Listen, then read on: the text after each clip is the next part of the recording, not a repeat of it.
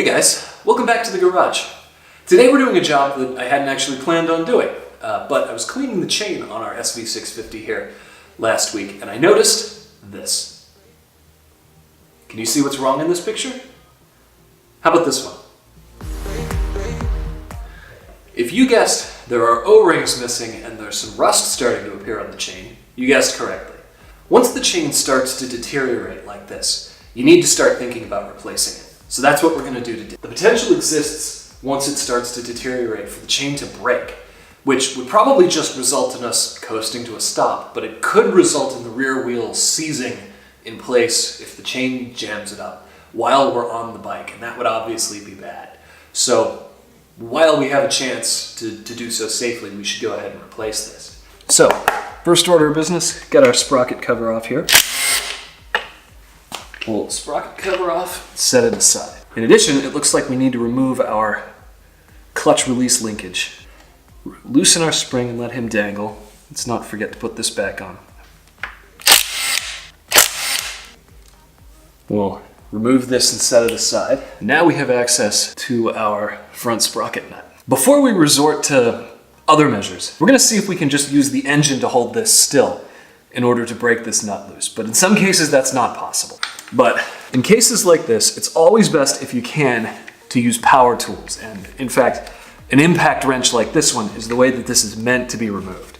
So we put our impact on there with a 32mm socket and give it a whack.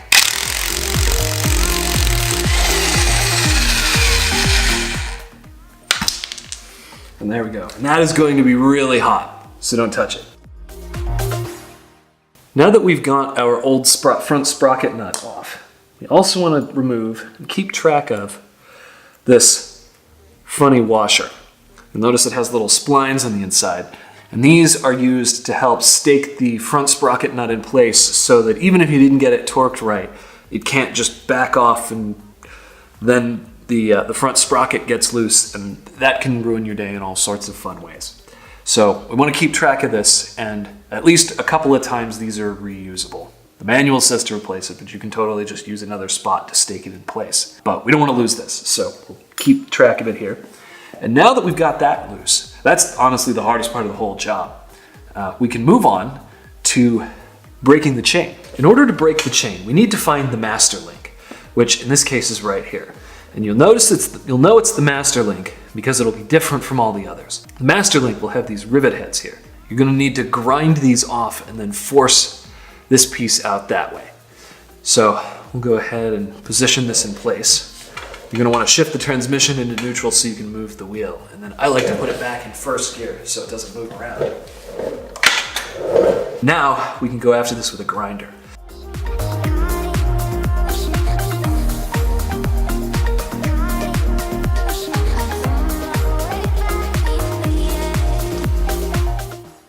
All right, and that should be all there is to it. In fact, we may be able to just pull that out with a screwdriver and prying it, but if not, there is a tool that is specifically the right tool you need to remove that, and we'll get to that now.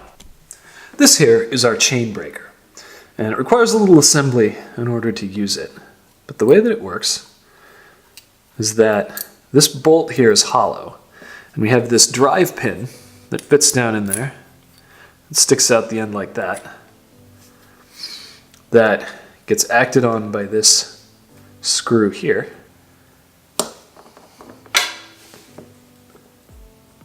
So we should be able to force our pin out that way into a little receptacle on this side. So we also need the handle for our drive screw and the tools handle here. And now we simply twist our screw till the pin comes out the opposite side.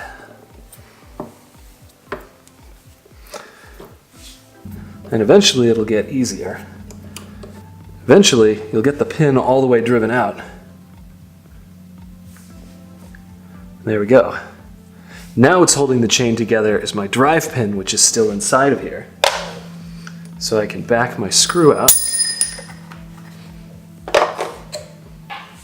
pull my pin back. There's a spring that's part of the tool that I decided not to use. So now we just pull our pin back, and off it comes, and our chain is broken. Then to get our chain off of the sprocket and all the way out, we put the bike's transmission in, oh, that's second. How about now? Is this, yeah. Okay, so we put the transmission in neutral, and then we can just pull the chain the rest of the way out. May have to kind of help guide it. There we go. There's our chain out. And we can also pull out our old sprocket. You can see this is starting to show a little bit of wear. You see how these divots are not perfectly symmetrical. Kind of a cup being worn into it there. It's starting to be thin on this front side. The sprocket rotates this way, and it pulls on the chain with this surface right here. You can see how they're starting to not be perfectly pyramid shaped anymore. All right, just one more little item on our list of things to disassemble before we can start reassembling, and that is we need to get this rear wheel out of here so we can get this old sprocket out. There's our bolt out, caliper down through a little bit, then we lift it and pull, getting hung up on the caliper. Now that we've got this out of the bike, we need to remove these 5 nuts that hold it on so we can liberate the sprocket from the drive hub. Sometimes these are really tight and a pain in the neck to get out, but hopefully my 3/8 impact will be able to handle this. So let's give it a shot here. Yeah, that's going to need the big guns. I mentioned before, but in case that ends up on the cutting room floor, I'll mention it again, that whenever you have the opportunity to replace your own effort with that of a machine, you should take it, as is the case with this electric impact. So let's see if this guy can get these off. Yeah, there we go. And then much like a wheel, we go in a star pattern.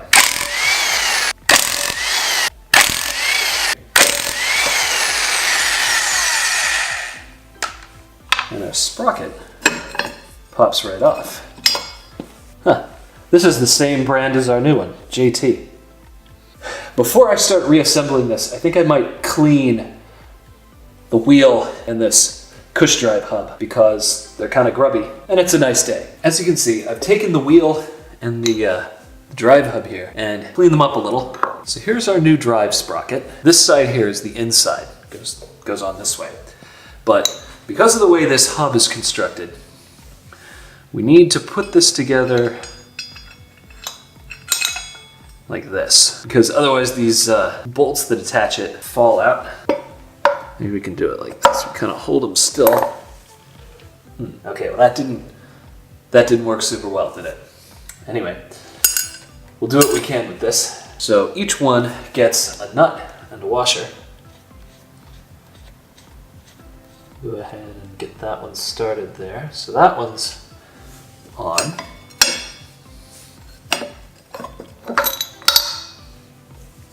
Maybe we can do it like this. So we stick a bolt through, put a washer on it, get our nut on there.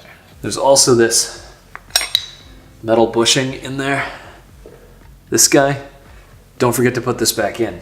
I had this all clean, and the grease inside of it is gonna get all over it. So now we turn it over and we stick our bushing. I'll bet it goes like this. So this bushing, I think, goes in this way. Yeah, that's how it goes. Okay. So then once you get it all together, push it down there like that. Okay, now we can tighten these guys down. With the nuts started on these, they don't fall in there anymore. They have one flat side that goes up against a flat inside the drive hub. Gotta get them started like this. These are also, okay, once you're sure you've got them so that the flat side is properly seated inside the hub, you can use No, we're gonna not use that.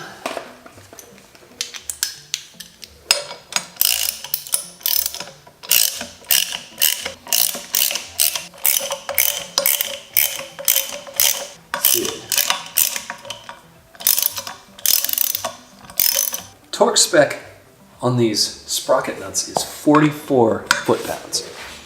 So we'll hold our wheel down here.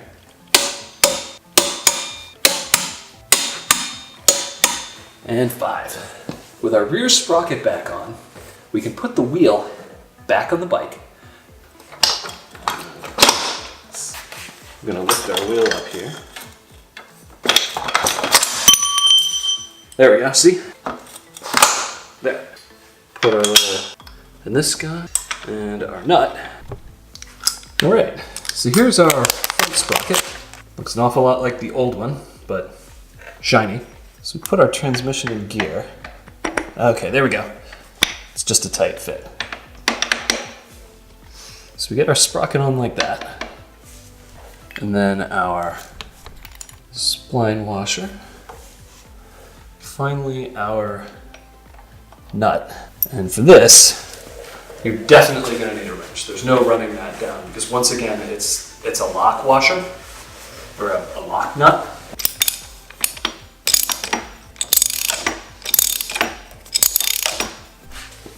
Something I've always wondered about these chains is why do they always look like they come from the same Chinese fortune cookie factory? It's like there's a distinct look that these chain boxes have that's distinct from basically every other product you buy for motorcycles. Why is it that they all look like that? Anyway, we'll open our chain package here and we'll see that this one actually comes with a master link, which is a good sign. And we've got our chain itself. Anything else in here? Stickers. More decoration for the toolbox. So we've got our chain itself, and we've got a rivet type master link, which is of the correct type. This is actually good that the chain comes with this. Some chains don't, or they come with the little clip type, which work, but are really not that good. The little clip thing can come off, and if that comes off, then that's the only thing holding your master link together. A little bit of side play can slide that master link right out, and then you're on the side of the road. So, it's a good thing that this comes with a rivet type master link, which is the desirable type, and that it just comes with one. Some chains don't come with them. Now we need to unpack our chain itself, and you'll notice that it's greasy as heck. And it smells like crayons. I guess that's probably Cosmoline. It has the same smell as like a BMW. Germans like to make their cars smell like that. So now we need to thread our chain over our rear sprocket, over our chain guide, around our front sprocket, and then out through here and back around. So, there we go. Okay, you're gonna want to put the transmission in neutral for this, because you need to thread it through here and get it on there, and wrap it around, fish it through down under, and back around like this. So you'll notice here, we've got 2 teeth missing, and we've only got a master link that's long enough to do 1. So what we're gonna need to do is adjust our axle forward a little bit, and maybe we can also, yeah, we're gonna need to adjust the axle forward enough to take up this much space. So we'll go ahead and let that dangle for a minute. The slack adjusters back here use a 5mm, so we'll back it off a ways. I'll do the same on this side. Our master link comes with a series of parts. We've got these X-rings here. We've got the link itself, this piece, and then we've got the side plate. And the order matters when you install them. So we punch a hole in the sachet so that we can get the grease out. First we want to grease our X-rings. And we've got 2 that go on the inside, then we've got 2 that go on the opposite side. So we get some grease on there, we get the X-rings like this.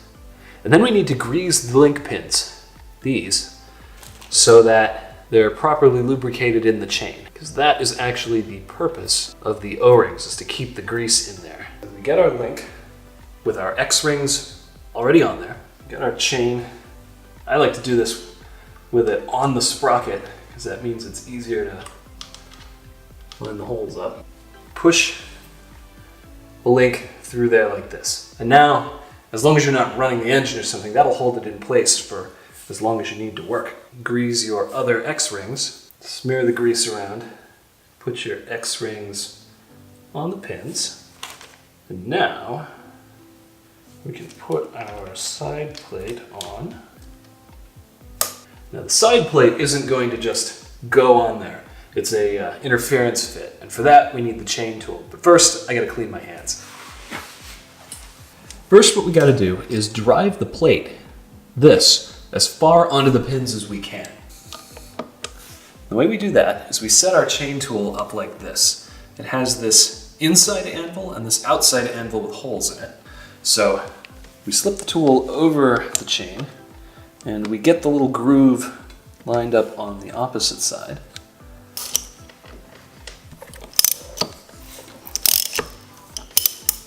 Once you get it lined up right, it'll be maddeningly easy. There we go. Get that on there. Okay, and that's what it should look like properly installed. See, we've got the pins sticking out from our side plate here, and the plates are lined up with the real links forward and aft of it. So now we can go to the riveting tool, and our riveting tool looks like this. So we've got our tool here, we've got a spring that goes down in there, we've got this big meaty pin, and the big meaty pin fits into these holes in the ends of our master link. When we tighten this down, they'll smush out, and then they won't be able to pull out anymore. So we take our pin here, and we put it through the end of the tool. Then we have this other piece, which is a large bolt that fits in there. You can see a pin coming out the end of the tool there. So we back this off a little. Flaring the rivets takes a lot of force. Like enough force that you're gonna be uncomfortable putting enough force on it to actually flare the rivets like that. But believe it or not, that is how this is done.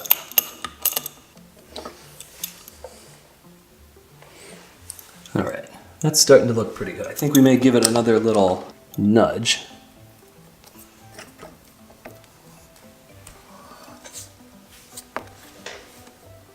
So once you think you got it on there pretty good, back the tool off and we see the end.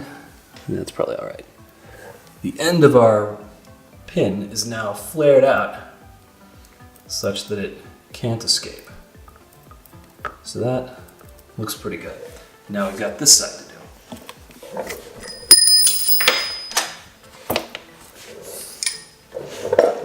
Putting the transmission in gear so that it doesn't walk around on you. And there we go. Both of our pin ends are now flared, and our link is not going anywhere. All right, I have my lovely assistant stepping on the rear brake, which immobilizes our wheel and keeps our engine from spinning by virtue of the chain being there. So now I can step a little harder.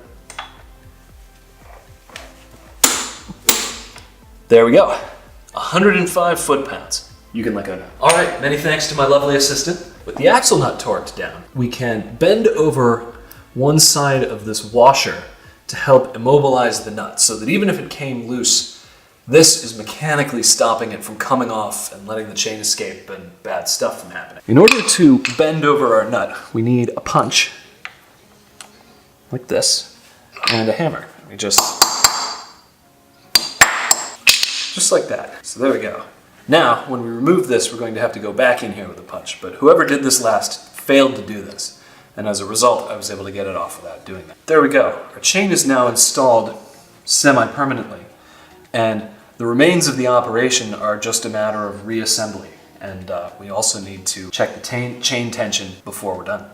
Our first step in our alignment process is to install our little alignment tool here. This gets aligned with the chain, and then we need to adjust the forward and back positioning of the wheel on both sides until this lines up with the chain. And we also need to adjust the forward and back positioning so that our chain tension is correct, and this is way loose. So we need to back our adjusters out. So you use your fist to nudge the tire as far forward as it'll go up against the adjusters here. Make sure that you've got your tool aligned with the inner plates of the chain. So you've got these outer plates and then there's inner plates. You want to line it up with the inner plates of the chain. That looks about right. Once you're confident you've got that good and proper, you tighten your axle nut down. Before we do that though, we're going to measure the slack. It's always good to measure it if you can.